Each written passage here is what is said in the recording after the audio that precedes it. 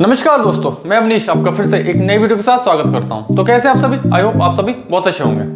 दोस्तों, 13वीं सदी विश्व इतिहास की सबसे खूनी और खतरनाक सदी रही होगी। 13वीं सदी इसमें मंगोलों का कहर बरपा, जिसमें चीन, रूस, बगदाद और यहाँ तक कि पोलैंड किसी को नहीं बख्श सके। चंगेज खान क्रूरता और हैवानियत के सागर से भरा सेनापति कुशल एक मंगोलियाई सम्राट था। चंगेज खान जिसने 1205 ईस्वी से लेकर 1227 ईस्वी तक पूरे विश्व के बहुत बड़े हिस्से पर कब्जा कर लिया था, आधिपत्य जमा लिया था अपना। ऐसा बताया जाता है कि चंगेज खान जहां का था, वहां के लोग आज भी अपने घरों में उसकी तस्वीर लगाकर रखते हैं, उसकी पूजा करते हैं। चंगेज खान ने 4 करोड़ से ज्यादा हत्याएं करवाई थी पूरे विश्व में, और उसकी अय्याशी में उसकी सैकड़ों बीवियां शामिल हुआ करती। दोस्तों, चंगेज खान दुनिया का सबसे क्रूर शासक, इतिहास का सबसे क्रूर शासक, जिसके बारे में आज हम बात करेंगे। तो बने रहिए वीडियो के अंत तक। मैं आशा करता हूं आप सभी को वीडियो बहुत पसंद आए।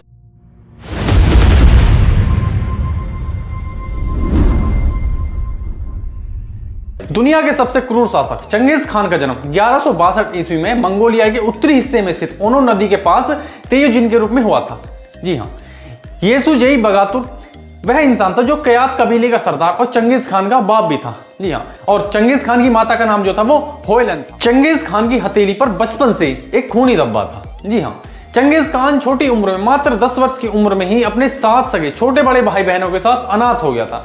लेकिन वह यहां भी हार नहीं मानता और वह मेहनत करके आगे बढ़ता चला गया। जैसा कि वह एक सरदार की औलाद था। जी हाँ, जैसा कि उसके पिता जो थे वो एक कबीले के सरदार थे, तो वह एक सरदार की औलाद होने के नाते उसको बचपन से युद्ध की बारीकियों में ध्यान रहा था। उसने युद्ध की बारीकियों को बचपन से ही सीखा। चंगेज खान का बचपन बेहद ही मुश्किल भरा रहा था। जब वह मात्र 10 साल का था तो कबीलों की आपसी लड़ाई में उसके पिता की बेरहमी से हत्या कर दी जाती है। पिता की बेरहमी की हत्या के बाद वह बेखौफ होकर आगे बढ़ता गया। उसके मन से डर निकल गया और युद्ध कौशल में निखरने लगा। और फिर उसने शक्ति संगठन के बल पर खाना बदोश समुदायों को इकट्ठा किया और एक बड़ी शक्ति बनकर। चंगेज खान कितना गुस्सैल था, आप उसका अंदाजा इस बात से लगा सकते हैं कि उसने अपने सगे भाई की हत्या इसलिए कर दी थी कि उसके सगे भाई ने उसकी ही मछली चुराकर खा ली थी, इसलिए उसने अपने भाई की हत्या कर दी। चंगेज खान उस समय का सबसे क्रूरतम और बर्बर आक्रमणकारी शासक था। वह जिन देशों से भी आक्रमण करके आगे बढ़ता था, वहां पर अपनी बर्बरता के निशान छोड़ जाता था। पूरे जीवन में 4 करोड़ से भी ज्यादा हत्या करवाने वाला चंगेज खान हिटलर और स्टालिन द्वारा करवाई गई हत्याओं से भी। चंगेज खान जिसकी शादी मात्र 12 वर्ष की उम्र में ही उसके कबीले की लड़की से ही करा दी जाती है, जिसका नाम बोरते था।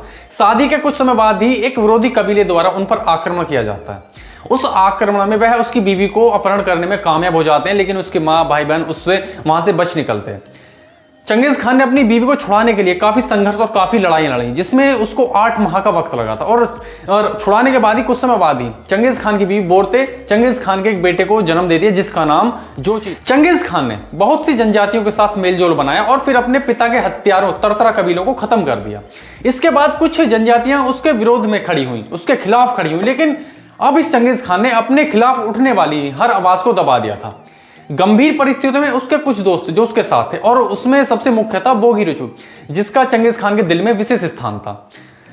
चंगेज खान की बीवी को आजाद कराने में उसके दोस्तों का काफी योगदान रहा। चंगेज खान का एक भाई था जिसका नाम था जमुका, वह उसका सच्चा साथी था। जी हाँ, लेकिन बाद में वह ही चंगेज खान का एक बहुत बड़ा दुश्मन बन जाता है। इसके बाद चंगेज खान अपने ताऊ ओंग खान के साथ मिलकर उसकी हत्या कर देता है, उसको हरा देता है। इसके बाद चंगेज खान अन्य कबीलों को परास्त करने के लिए निकल जाता है, क्योंकि इस समय उसका सैन्य शक्ति आत्मविश्वास से भर चुका था और सैन्य शक्ति काफी बड़ा हो। चंगेज खान अब सभी कबीलों में सबसे ताकतवर हो चुका था। तभी उसके 2 दुश्मन और उसके सामने खड़े हो जाते हैं, जिनके नाम थे जमकुआ और करीतुल्लाई, उसके सबसे बड़े दुश्मन उस वक्त के।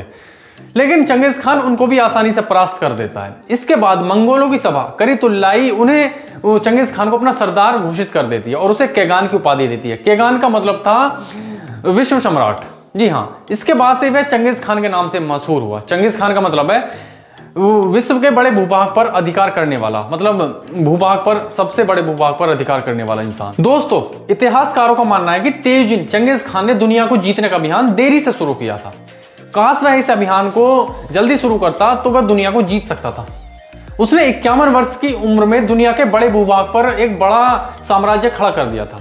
बताया जाता है कि 1206 से लेकर 1227 ईस्वी तक चंगेज खान ने दुनिया के 3 करोड़ 30 लाख वर्ग किलोमीटर हिस्से पर अपना अधिकार कर लिया था, जो कि पृथ्वी का 22%। चंगेज खान का साम्राज्य चीन से लेकर बुखारा, समरकंद, उज्बेकिस्तान, रूस, ईरान, इराक, अफगानिस्तान, बुल्गारिया और हंगरी तक फैला था।